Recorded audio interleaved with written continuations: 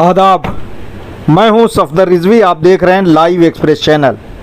आपसे गुजारिश है कि इस चैनल को सब्सक्राइब करें, लाइक करें, शेयर करें और कमेंट करें। अब देखें एक अहम खबर। कौम की सरपरस्ती का दावा करने वाले मौलाना कल्बे जवाद के खिलाफ उनके इस बयान से सख्त नाराज़गी पैदा हो रही है, जिसके नतीजे में लोग मौलाना जवाद से तरह तरह के सवाल पूछ रहे हैं। पिछले दिनों मौलाना जवाद ने एक मजलिस में ये दावा किया था कि लखनऊ में आज़ादारी के जुलूसों को उठवाने में उनका अकेला हाथ है। आज़ादारी आंदोलन में वे और उनके पिता मौलाना कल्बे आबिद मरहूम ही नज़र आते थे।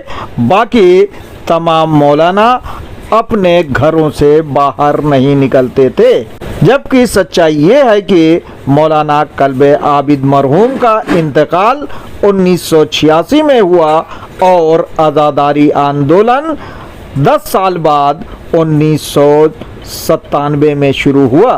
पहले सुने मौलाना कल्बे जवाद ने मजलिस में विवादित बयान क्या दिया था। इसके बाद सुनवाएंगे मोहसिन रिजवी एडवोकेट के साथ हुई बातचीत के अहम हिस्से। कि कोई मौलवी शरीक नहीं था आज़ादारी की तहरीक में।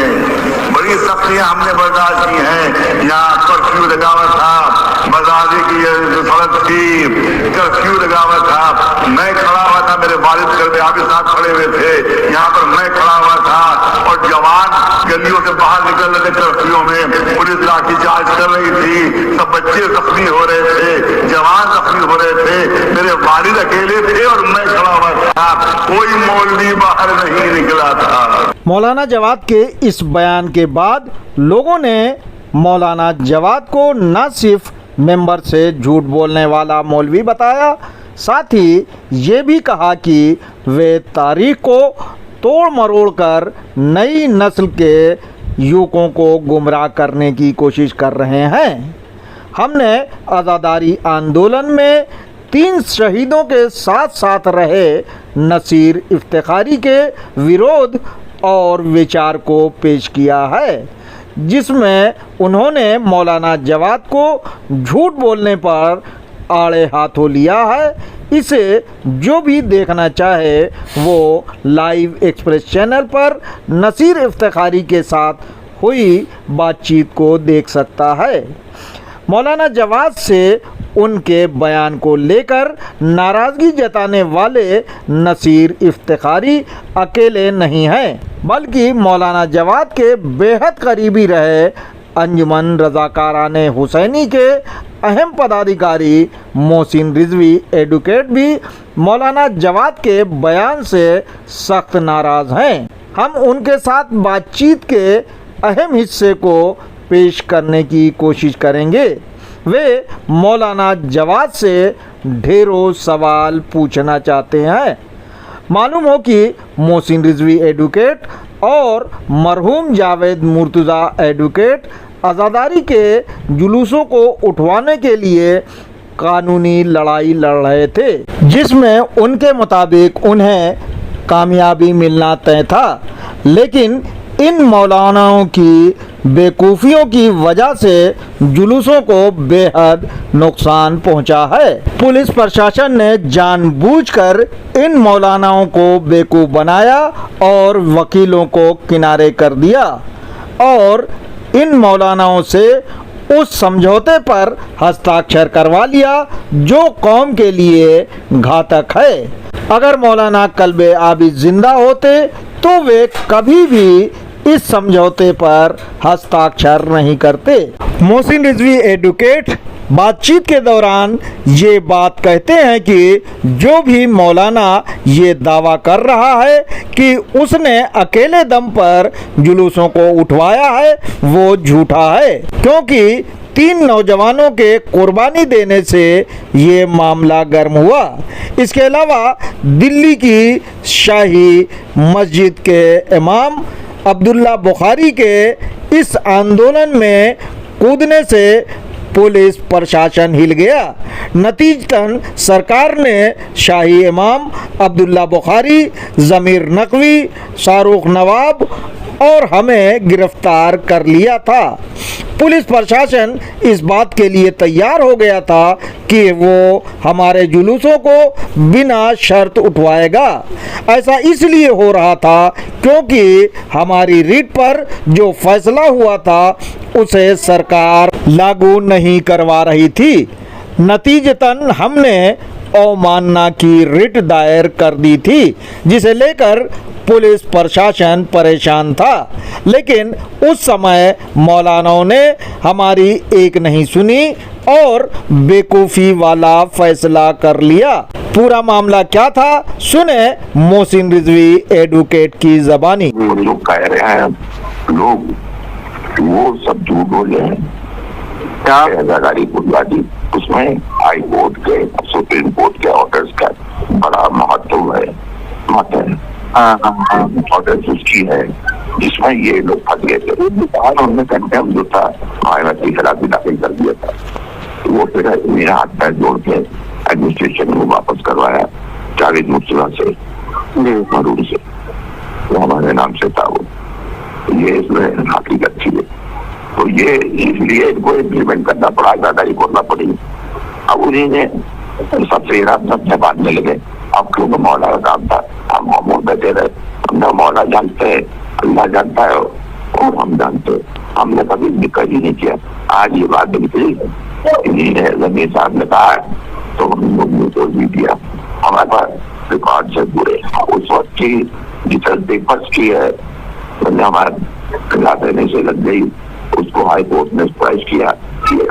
मौलानाओं ने अपने अपने अन्ना बांटे लोग अपना कर जुलूस जो है 1959 में सब ये सब मनाते रहे। उस पर 51 जुलूस एडमिनिस्ट्रेशन एग्री कर लिया था कि निकालने के पहले।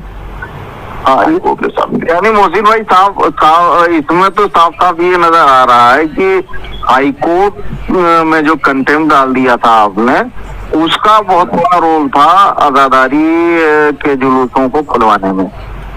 बिल्कुल सही बात है। मोहल्ला का किस्मत ही शाही इमाम अब्दुल्ला बुखारी के आने के बाद पुलिस प्रशासन ने क्या कार्रवाई की, सुने मोहसिन रिजवी एडवोकेट की ज़बानी। यहाँ पे जो उन्नाव के पास गेस्ट हाउस है क्या कौन सा, उस पर रोके गए। वहाँ पे DMSSP सब हमको लेकर पकड़ के ले गए और सवाल भी पूछना और थे आपके हमारे गिनाई थे, हम थे, जमीन नकवी थे, शाहरुख थे और बुखारी साहब थे। वहाँ हम लोग रुके गए पहले कि वहाँ जाकर रुकिए में क्या बात हो गई। तो डीएम हमसे कहने लगे कि आप वहाँ लखनऊ में एजुकेशन शुरू हो गया, जुलूस निकल गए, आप लोग आके इसको रोकिए। सब नहीं तो बुखारी साहब ने कहा हम वापस तो नहीं आएंगे। कल जवाब ने कहा हम नहीं जाएंगे, तो वापस वहाँ रोकने के लिए लखनऊ तो जुलूस निकल रहे एजुकेशन पे। ये सब वहाँ होता है तो हम लोग को फिर वहाँ कानपुर भेज दिया। ये कल जवाब वापस आ गए थे। 3 नौजवानों की कुर्बानी से आंदोलन को कितना फायदा मिला, सुने मोहसिन रिजवी एडवोकेट की ज़बानी। नहीं देखिए, वो तो कुर्बानी तो है बीजा अपनी बात, उसी से तो मामला चला। मामला ही चला के जब पाबंदी लगी रही तो फिर हम दोनों का भी कुर्बानी बेकार जा रही है। इसको हर साल जो है एडमिनिस्ट्रेशन कहता अगले साल हो जाएगी। अच्छा, वहाँ जो थे वो आपके पिटीशन चल रही थी सुप्रीम कोर्ट में।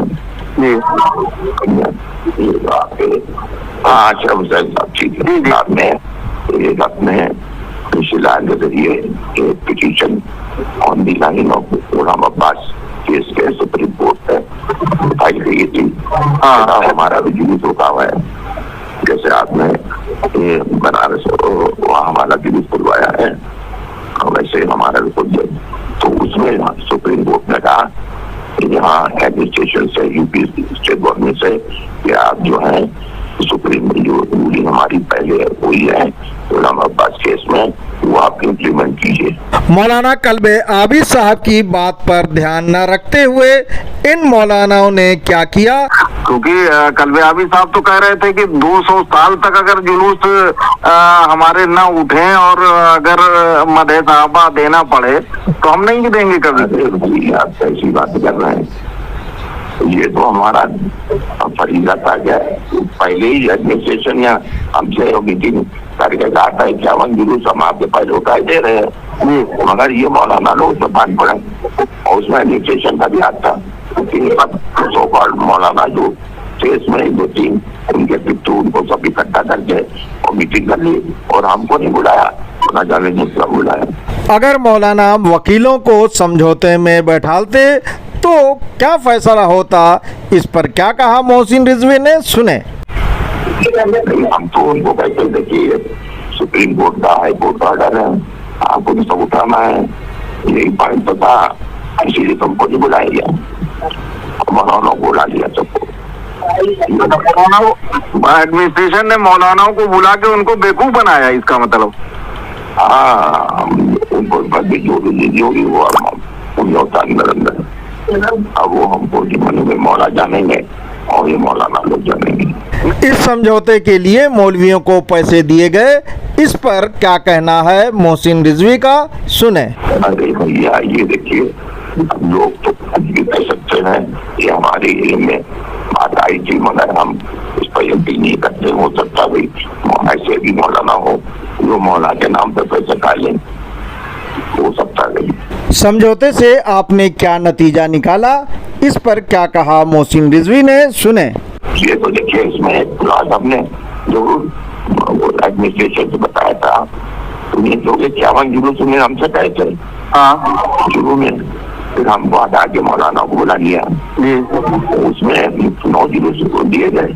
उसने क्लास बढ़वा दिया था कि 8 साल जो है इसकी मीटिंग होगी और जुलूस बढ़ाएंगे।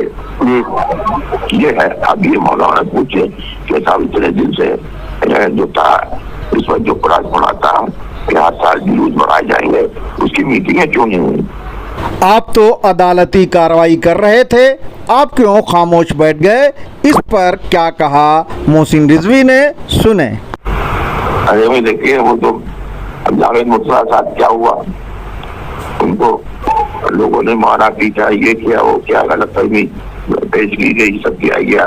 अब जो क्रेडिट लेके चल रहे थे लोग, वो आगे थे इसका, और हम लोग मौलाई लोग अल्लाह के मानने वाले कि भैया कि चलो मौला का काम था, ताबियत था, अब आगे पुराना है, अब कौन जाने और मौलाना जाने कि 8 साल जुलूस बढ़ेगी कि नहीं बढ़ेगी। मौलाना कल्बे जवाद ने आंदोलन में कितना साथ दिया, इस पर क्या कहा मोहसिन रिजवी एडवोकेट ने, सुने। देखिए ऐसा है, थोड़ा तो क्रेडिट जाता है हाजी को, कल्बे जवाद को, तो उन्हीं ने कहा कि भाई हम पीछे नहीं हटेंगे। जीवन की मीटिंग है, वो प्रोसीजर में दिया हुआ है कि आपकी जो हम प्रोजेक्टेशन करेंगे तो पीछे नहीं हटेंगे और साथ में रहेंगे, तो थोड़ा बहुत साथ तो दिया ही नहीं। देखिए ऐसा है ना कि जो उनके जो साथी बनाते होते हैं वो क्रेडिट उड़ाते हैं लेने के लिए, तो वो सब है। तो जितने मौला है, जिन लोगों ने दस्तखत किए हैं, उसमें 2-3 तो अल्लाह को प्यारे हो गए, तो बाकी लोगों से भी आप इंटरव्यू दीजिए कि भाई ये प्रोजेक्ट में पता था और उसमें आपने अभी तक इतने साल हो गए, जुलूस भी बढ़े, क्या बात है।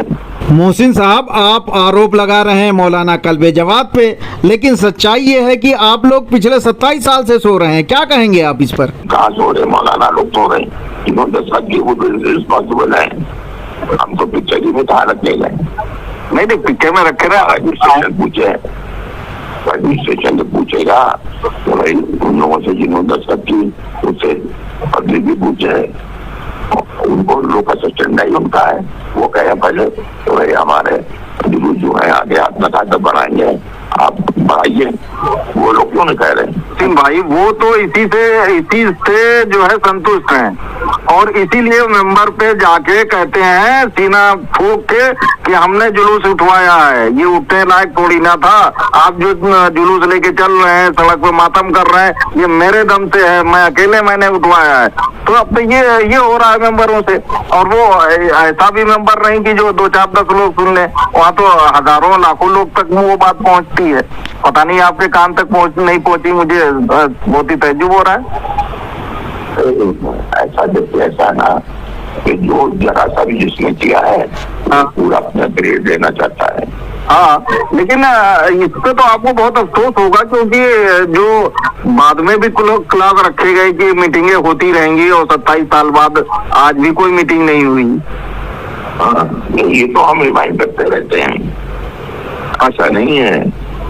हाँ, तो चिंता नहीं है, आप सिर्फ हम ही है जिसको पूरे रहते। मोहसिन भाई, किन लोगों को रिमाइंड किया आपने? अरे हमने मौलाना कभी बात आपसे भी कहा था पहले, यदि भी बढ़ाए जाएंगे तो इसका कुछ कीजिए, तो कहने वाले तो बहुत देर में आपने बताया, पहले आपको बताना चाहिए था। बात तो सही थी, बात तो उन्होंने सही कही कि आप देर से सो के उठ रहे हैं। नहीं, देर में बताया, ये हमारा ये सब चलता रहा, लिपा पड़ी तो होती रही, रॉयल फैमिली भी करती रही। आप 3 लोग एक पिलर थे, एक जमीर साहब हो गए, दूसरे अब्बास निगार हो गए, तीसरे आप, और भी लोग रहे होंगे, लेकिन ये 3 पिलर जो थे, जाहिर सी बात है तीनों आज बिखरे हुए नजर आ रहे हैं। कोई किसी को आजादारी के जुलूसों से आपको हो, लेकिन बाकी किसी को कोई फिक्र नहीं है, उनको कोई इसका नहीं है कि कुछ करना चाहिए, ना जमीर नकवी को ना अब्बास निगार को, सब अपने मौज में मस्ती में है। नहीं, ऐसा नहीं है, मतलब हम कहेंगे तो वो करेंगे, ऐसी बात नहीं।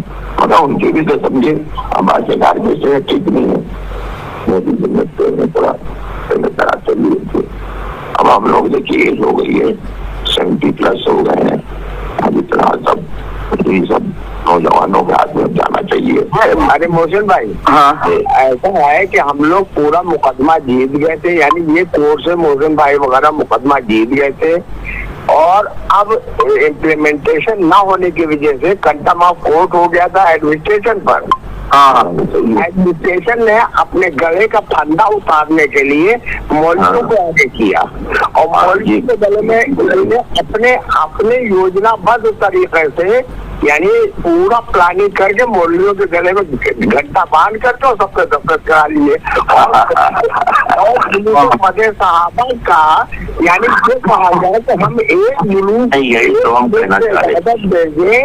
और जो बिना किसी नाम का होगा, सुन्नी फरीक जो चाहेगा वो नाम रखेगा। अब मौलवी तो यहाँ पर अगर मौलवी थोड़ा अक्लमंद होते तो, या हम जैसे लोगों को बैठाले होते, हम जैसे बेवकूफ लोगों को, मैं मोहसिन भाई, हम है या कोई और भी लोग हैं, बैठाले होते तो हम लोग ये लिख देते कि मदे सहाबा के जुलूस के अलावा सुन्नी वाली कोई भी जुलूस का नाम रखेगा वो हमें कबूल है, ये हम लोग लिख देते। अगर हम लिख देते तो हमारी कंडीशनल, यानी कंडीशन आ जाती कि मदे साहबा नहीं रखा जाएगा, हमारी कंडीशन आ जाती। मगर चक्कर ये कि जो थिंकर थे, जो असल लोग थे, उनको तो आपने अलग कर लिया। अब तो आप तो पतली उतारने के चक्कर में ये रह गए मौलवी सब, अपने गले यानी सर सेहरा बांध ले आजादारी का।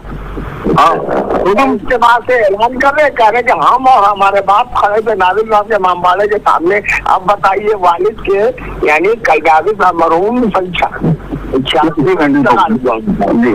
और ये कह रहे हैं कि मैं 96 में 97 में ये कह रहे हैं कि मैं खड़ा था उनके साथ, वालिद साहब खड़े थे और वो खड़े थे। कहाँ नादिर साहब के मामले में खड़े थे, ये अकेले ये खड़े थे और पीछे हम लोग थे। आपसे गुजारिश है कि इस चैनल को सब्सक्राइब करें, लाइक करें, शेयर करें और कमेंट करें।